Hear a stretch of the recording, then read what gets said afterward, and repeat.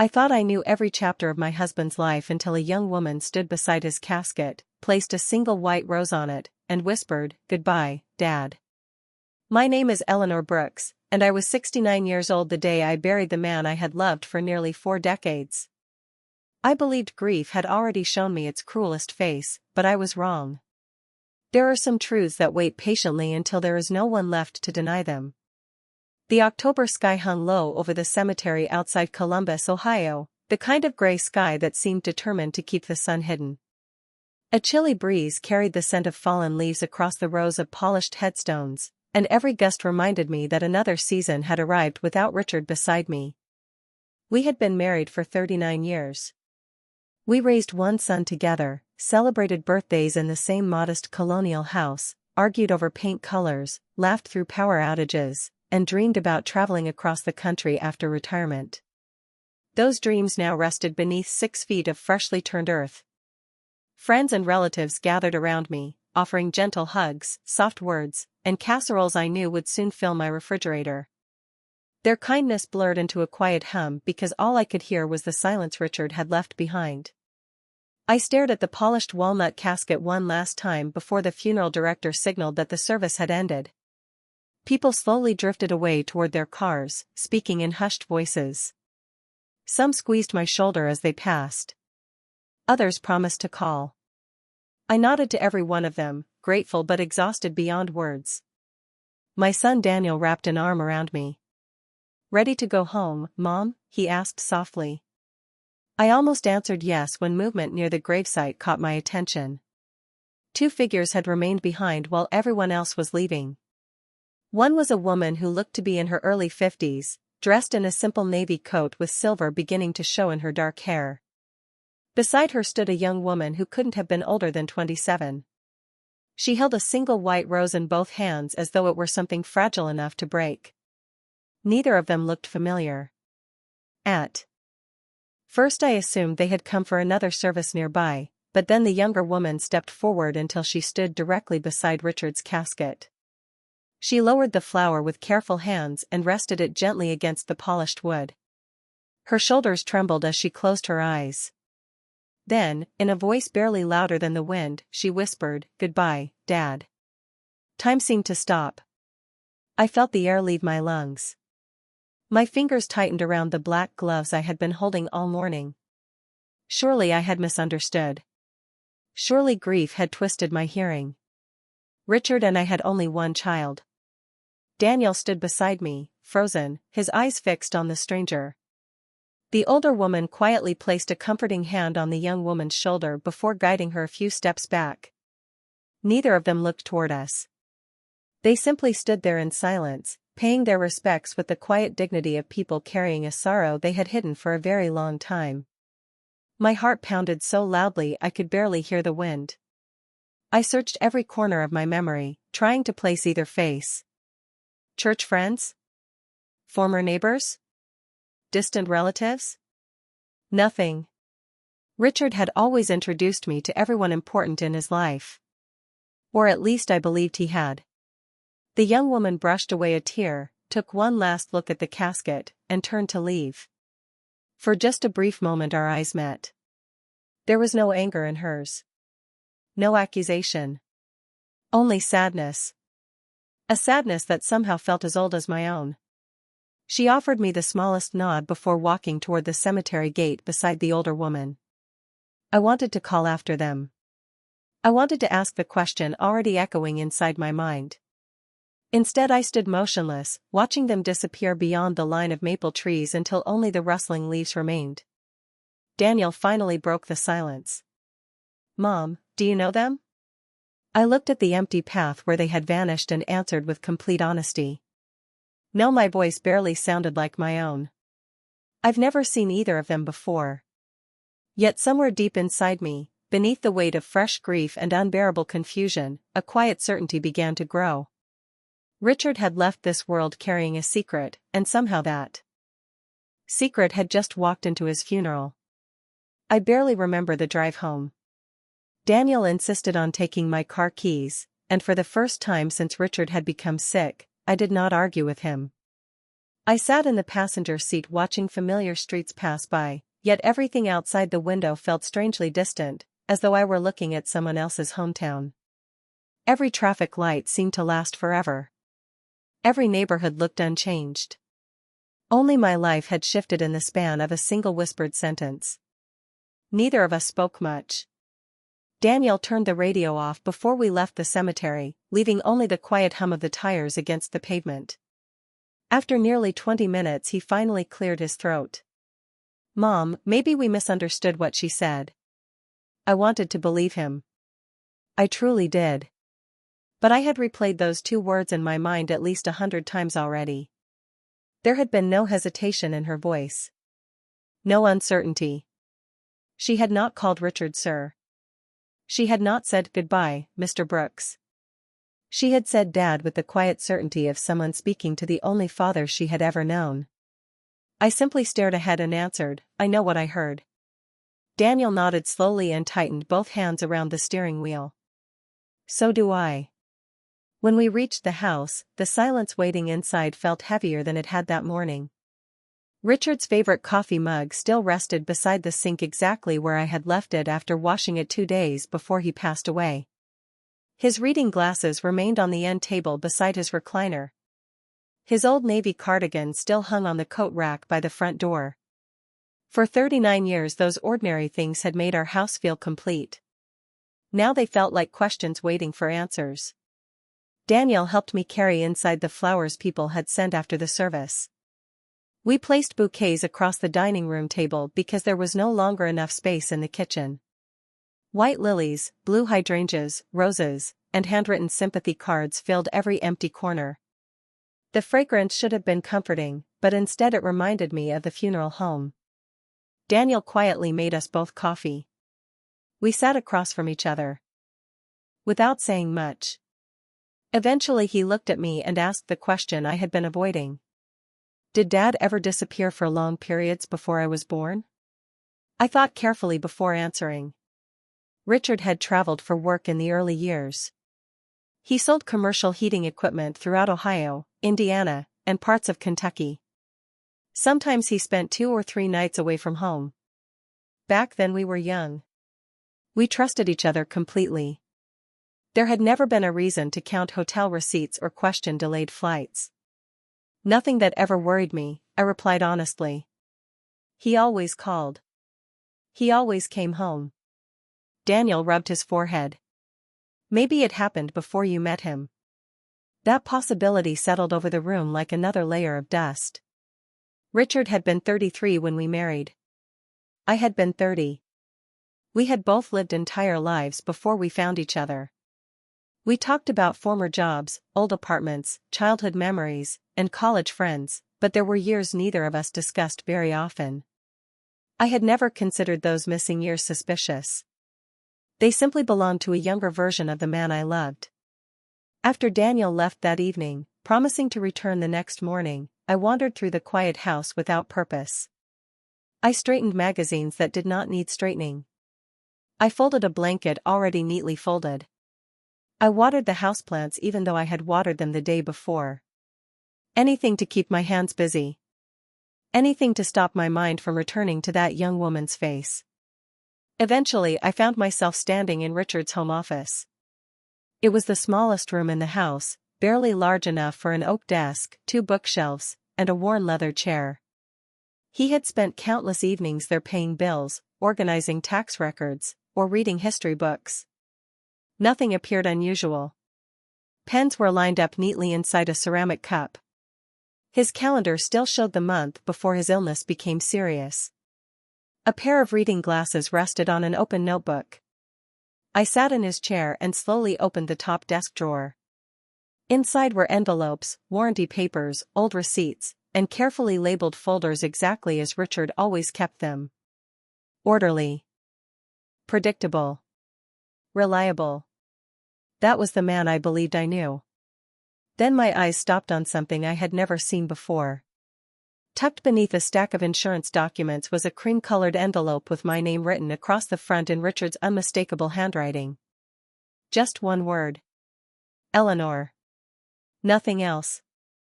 My hands trembled as I reached for it, suddenly wondering whether the answers I feared had been waiting for me inside this room all along. For several long minutes I simply stared at the envelope resting in my hands. Richard had always been deliberate with his handwriting, every letter carefully formed, every line perfectly straight. Seeing my name written by him again felt almost unbearable. It was as though he had reached across the silence he left behind to ask me for one final moment of trust. I traced the ink gently with my fingertips before breaking the seal. My heart was beating so loudly that I could hear it in the stillness of the room. Inside was a folded letter and a small photograph tucked neatly between the pages. I looked at the photograph first. It showed a much younger Richard standing beneath an old oak tree. His hair was darker, his smile wider, and in his arms was a little girl who could not have been more than 3 years old. She was laughing with her head thrown back while Richard looked at her with an expression I had seen countless times whenever he watched Daniel playing baseball as a child. It was not the smile of a family friend. It was the unmistakable look of a father. My hands began to tremble so badly that I nearly dropped the picture onto the desk. I turned it over. On the back, written in faded blue ink, were just 4 words. Summer of 1999. I closed my eyes, trying to fit that date into the timeline of our life together. Daniel had already been in college by then. Richard and I had been planning our 20th wedding anniversary trip. We had spent that summer repainting the front porch and arguing about whether to replace the old maple tree after a storm damaged one of its branches. I remembered every detail of that year. Or at least I thought I did. Slowly I unfolded the letter. The paper carried the faint scent of cedar from Richard's desk drawer. His words were steady, without hesitation, as though he had rewritten them many times before deciding they were finally honest enough. My dearest Eleanor, if you are reading this, it means I no longer have the chance to explain these things face to face. There is no excuse for what I kept from you. There is only the truth, and you deserve that much. I stopped reading. My eyes filled with tears, not because I had discovered the entire story, but because I recognized the weight behind every sentence. Richard was never careless with words. If he admitted he had hidden something, then it had been hidden for years. I took a slow breath and continued. Before we met, I loved someone named Margaret. We were both young and believed life would unfold exactly as we planned. It did not. Circumstances pulled us apart, and I believed we would never see each other again. Many years later I learned something that changed everything I thought I knew. My fingers tightened around the paper. He did not say another word about it on that page. Instead he wrote that there were more documents inside the envelope and asked me to read everything before making any judgment about anyone involved. There was no request for forgiveness. There was no attempt to defend himself. Only a quiet plea for patience. Beneath the letter I found another folded sheet, this one much older than the first. It was worn along the edges, as though someone had unfolded it many times over the years. Before I could open it, the doorbell echoed through the silent house. The sound startled me so suddenly that I almost dropped both papers onto the floor. I slipped everything carefully back into the envelope and walked toward the front door. Through the glass beside the entrance I saw the same older woman who had stood beside the young woman at the cemetery. She waited calmly on the front porch, her hands folded in front of her, showing no sign of impatience. When I opened the door, she offered me a gentle, respectful smile that carried more sadness than comfort. Then she looked briefly at the envelope still clutched against my chest and quietly said, "I see Richard. Wanted you to find it before I came. That will make this conversation a little easier for both of us." For a moment neither of us spoke. The autumn breeze stirred the fallen leaves across my front porch, and somewhere down the street a lawn mower hummed in the distance. Ordinary sounds continued as though nothing had changed, yet I felt as if I were standing between the life I had known for 39 years and another life I had never imagined. I stepped aside without saying a word, inviting the woman inside. She entered quietly, carefully wiping her shoes on the welcome mat as though she had visited countless homes but understood this one carried fresh grief. I led her into the living room where Richard's favorite chair still faced the fireplace. She glanced toward it for only a second before lowering her eyes. "Would you like some coffee?" I asked automatically.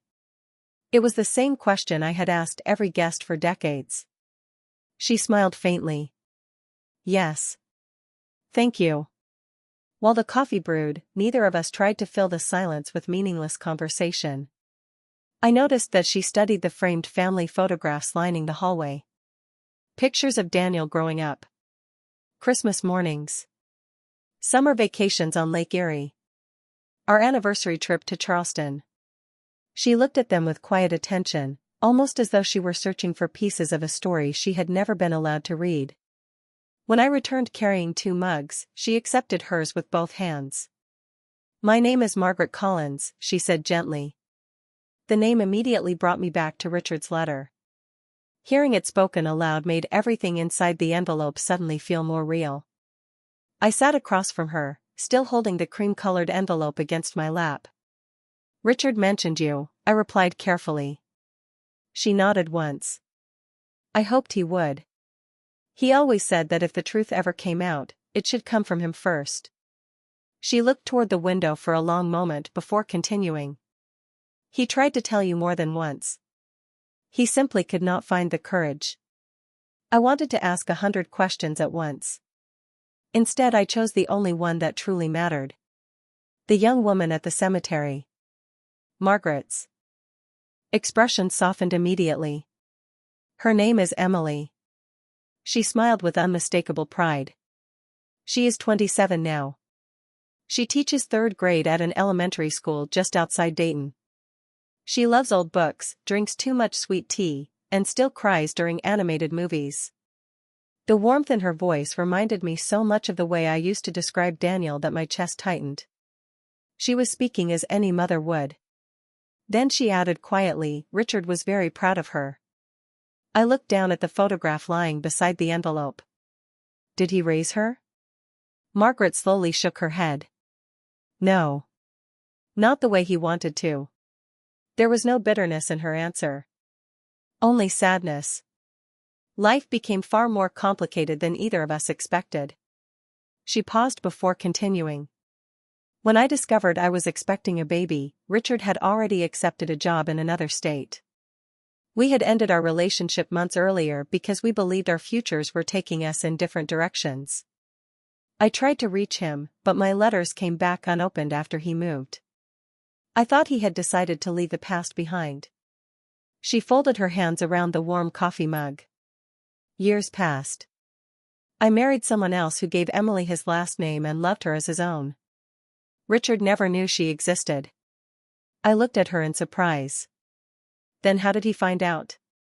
Margaret lowered her eyes. "Completely by accident." She reached into her handbag and carefully removed an old newspaper clipping that had yellowed with age. "About 8 years ago, Emily won a statewide teaching award. Her photograph appeared in the newspaper. Richard recognized me immediately because she looked exactly as I had looked when we were young." She slid the clipping across the coffee table toward me. I studied the smiling face in the article. The resemblance was unmistakable. The same bright eyes. The same gentle smile I had seen standing beside his casket. Margaret drew a slow breath before speaking again. "That newspaper changed all of our lives. And from that day forward, Richard carried a burden that became heavier with every passing year." Margaret waited patiently while I absorbed every word. She did not rush to defend herself, and she did not ask for sympathy.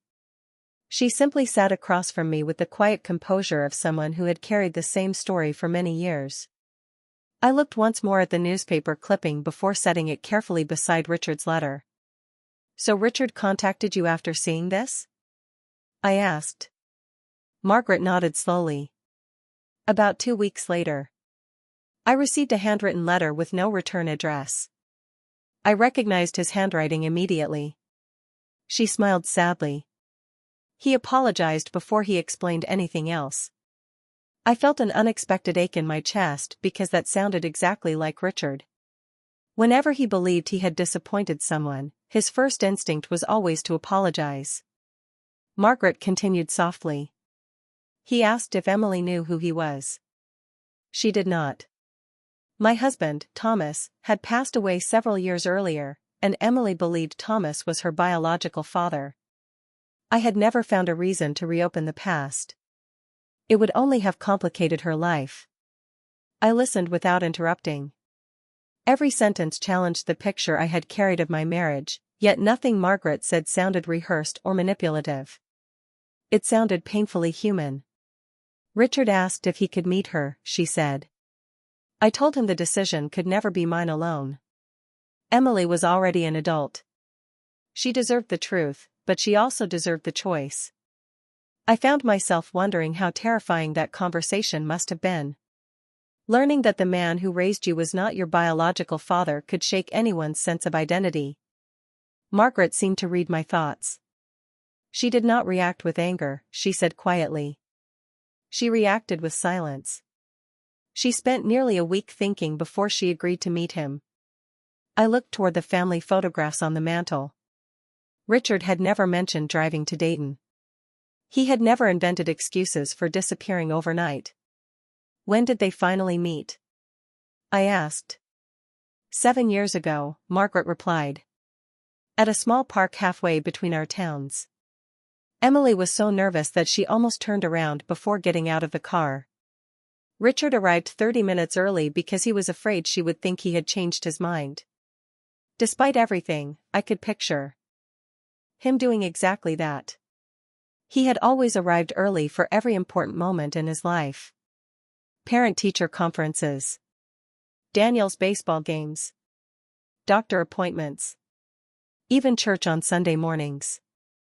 Margaret reached into her handbag once again and carefully removed a folded photograph. This one was newer. It showed Richard sitting on a park bench beside a young woman with long brown hair. They were both smiling, but not with the carefree happiness of strangers becoming friends. It was the cautious smile of two people trying to recover years they could never get back. There was space between them on the bench, yet they leaned slightly toward each other without realizing it. This was the first picture they ever took together, Margaret said. Emily asked a couple walking by to take it. I stared at Richard's face. He looked older than I remembered from that time, but there was something else in his expression. Relief. The kind of relief that comes only after carrying a burden alone for far too long. Did they become close? I asked. Margaret smiled gently. They tried. They met for breakfast every few months. Sometimes they visited museums. Sometimes they simply walked through parks talking for hours. Richard never tried to replace the father she had lost. Emily never tried to replace the family he already had. Her smile faded. He spoke about you constantly. About Daniel too. He showed her pictures from vacations, birthdays, and holidays. He said he had built a wonderful life with the woman he loved, and that telling you the truth had become harder with every passing year because he feared losing everything. My eyes filled with tears again. Not because I believed every choice Richard had made was right, but because I could finally see the weight he had been carrying in silence. Margaret looked directly at me and spoke with complete sincerity. Eleanor, neither Emily nor I came to the funeral to claim anything. We came because Richard was part of our story too. We only wanted the chance to say goodbye. After Margaret left, the house felt quieter than it had at any point since Richard passed away. Yet it was no longer the empty silence of grief alone. It had become the silence that follows a question finally answered, only to reveal a dozen more waiting beneath it. I remained in the living room until the coffee in my cup turned cold. The photograph of Richard and Emily rested beside the newspaper clipping, and every time I looked at it I noticed another small detail. The way they were sitting closer than strangers but farther apart than family. The careful smiles. The uncertainty in their eyes. They were trying to build a relationship that should have begun decades earlier. That evening Daniel came by after work carrying a container of homemade soup that his wife had prepared. He immediately noticed the paper spread across the coffee table. "Mom," he asked quietly, "did you find something?" I nodded and motioned for him to sit beside me. For the next hour I showed him everything. Richard's letter. The photographs. The newspaper article. I told him about Margaret's visit exactly as it had happened, leaving nothing out. Daniel listened without interrupting. Several times he rubbed his hands together the way he always had when trying to process difficult news. When I finished, he leaned back against the sofa and stared at the family portrait hanging above the fireplace. I do not know whether to be angry or heartbroken, he admitted. Maybe both. I understood exactly what he meant because I had been asking myself the same question all afternoon. Do you think Dad loved us? He asked after another long silence. I turned toward him without hesitation. Yes. The answer came more quickly than I expected. I never doubted that for a single moment. Daniel nodded slowly. Neither do I. He picked up the photograph of Richard and Emily sitting on the park bench. But he loved someone else too. There was no accusation in his voice. Only quiet acceptance that life was rarely as simple as we wished it to be. I reached for Richard's letter again and unfolded the second page that I had not yet finished reading. My eyes searched for the place where I had stopped. His handwriting remained steady from beginning to end. I never wanted either family to feel second best. That impossible wish became the greatest mistake of my life. By protecting everyone from temporary pain, I created years of hidden sorrow instead. I read the sentence aloud. Neither Daniel nor I spoke for several moments afterward. Richard had always believed problems could be solved if he worked hard enough. He repaired broken fences, leaking faucets, and strained friendships with the same determination. But some truths refused to stay repaired once they had been hidden. As I continued reading, another folded document slipped from inside the envelope and landed softly on my lap. It was a handwritten journal page dated just 6 months before Richard died. The ink looked slightly shakier than usual, a reminder that his illness had already begun to weaken him. Today Emily brought me a photograph of her classroom. 23 smiling children. She thanked me for encouraging her to become the kind of teacher every child deserves. I wanted to tell Eleanor everything tonight. I even placed the envelope on my desk. But then she smiled at me while setting the dinner table, and I lost my courage again. She deserved honesty years ago. Now honesty feels like another form of cruelty. I stopped reading because the tears blurred every line beneath it. Daniel quietly placed his hand over mine. He was wrong to keep this from us, he said gently. But I do not think he was trying to hurt anyone. I looked around the room that Richard had built with his own hands over nearly 4 decades. Every shelf, every picture frame, every piece of furniture carried memories of the life we shared. Those memories had not disappeared. They had simply become more complicated. For the first time since the funeral, I realized that discovering the truth did not erase the love that came before it. It simply asked me to decide what kind of woman I wanted to be after learning it. I did not sleep much that night. Every time I closed my eyes, I saw 2 different versions of Richard. One was the man who had danced with me in our kitchen while dinner burned on the stove because we had forgotten the oven was still on. The other was the man sitting on a park bench beside a daughter he had only recently found, trying to make up for years that could never be replaced. I kept asking myself which one had been real, and before dawn I finally realized the answer was both. People are rarely only one thing. They can be loving and deeply flawed at the same time. That realization did not erase my pain, but it softened the sharp edges of my anger. The following morning I called Margaret. She answered on the second ring, sounding almost surprised to hear my voice. I have been thinking, I said carefully. There is something I would like to do, if Emily is comfortable with it. Margaret remained quiet for a moment before asking, "What is that?" I looked across the dining room where Richard's unfinished crossword puzzle still rested beside his reading glasses. I would like to meet her. The silence on the other end of the line lasted several seconds before Margaret finally whispered, "I think she has been hoping you would say that."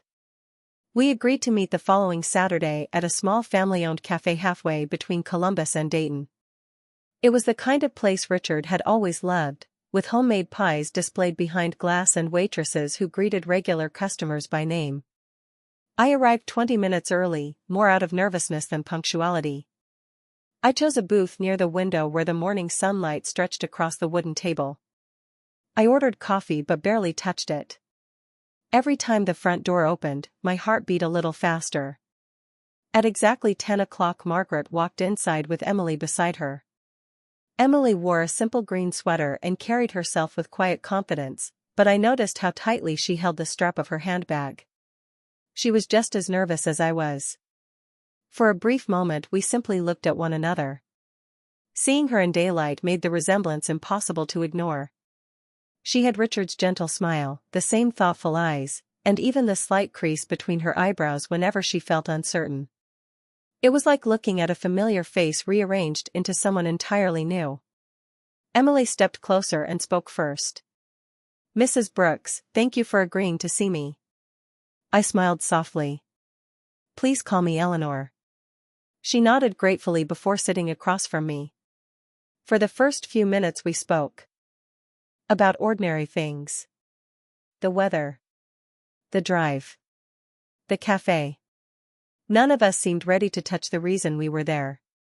Finally, Emily reached into her handbag and carefully placed a small leather notebook on the table. "My father gave this to me about a year before he passed away," she said quietly. "He told me that one day, if the time ever felt right, I should share it with you." I looked at the notebook without opening it. "What is it?" She smiled sadly. "He called it his gratitude journal." I slowly opened the worn cover. Every page contained short handwritten entries. Some were only 2 or 3 sentences long. Others filled an entire page. They were not confessions. They were reflections. One entry read, "Today Eleanor laughed so hard during our road trip that she spilled lemonade all over the car. I hope I never forget that sound." Another said, "Daniel called just to ask for my chili recipe. It may be the proudest moment of my week." I turned another page. "Emily showed me her classroom today. She reminds me that kindness can be taught one child at a time." My eyes filled with tears. Richard had not separated us inside his heart. He had written about all of us with the same quiet affection. Emily watched my expression carefully before speaking again. "He never compared us.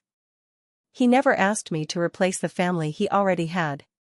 He only wished he had found the courage to tell you the truth before his illness made that choice impossible." I closed the notebook gently and looked across the table at the young woman who had unknowingly changed my life with 2 simple words at the cemetery. "You know," I said softly, "I spent days wondering whether I should resent you." Emily lowered her eyes. "I would have understood if you did." I slowly reached across the table and placed my hand over hers. "I cannot resent someone who never asked to be part of a secret. None of us chose the way this story began." Emily looked up, tears shining in her eyes, and for the first time since Richard's funeral, the weight inside my heart became just a little lighter. The weeks that followed did not erase the sadness of losing Richard, but they slowly transformed the shape of it. Grief no longer felt like a locked room with no windows. Instead, it became a long road I no longer had to walk alone. Emily and I began meeting every Saturday morning. Sometimes we chose the little cafe where we had first spoken. Other times we visited local parks, museums, or bookstores that Richard had once mentioned in his journal. We never forced conversations about the past. They arrived naturally, one memory at a time. Emily told me about her 3rd grade students who insisted on giving every classroom plant a name. I laughed harder than I had in weeks when she described a little boy who believed broccoli should be considered a dessert because it was green like mint ice cream. In return, I shared stories about Daniel growing up, about family camping trips that were interrupted by rainstorms, about Richard teaching our son how to ride a bicycle in the church parking lot because it was the only flat pavement nearby. Every story seemed to build another small bridge between us. One afternoon Emily surprised me by bringing a worn cardboard box. "Dad asked me to keep these," she said quietly. Inside were photographs I had never seen before.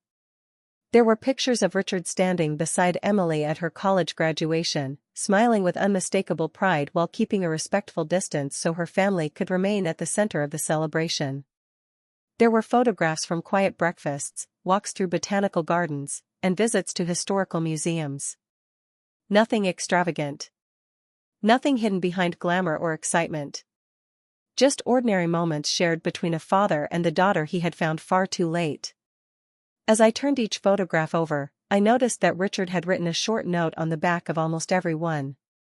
She loves history. Today she laughed exactly like her mother. She reminds me to be grateful for second chances. None of the notes diminished the life we had built together. Instead, they revealed another corner of Richard's heart that I had never been invited to see.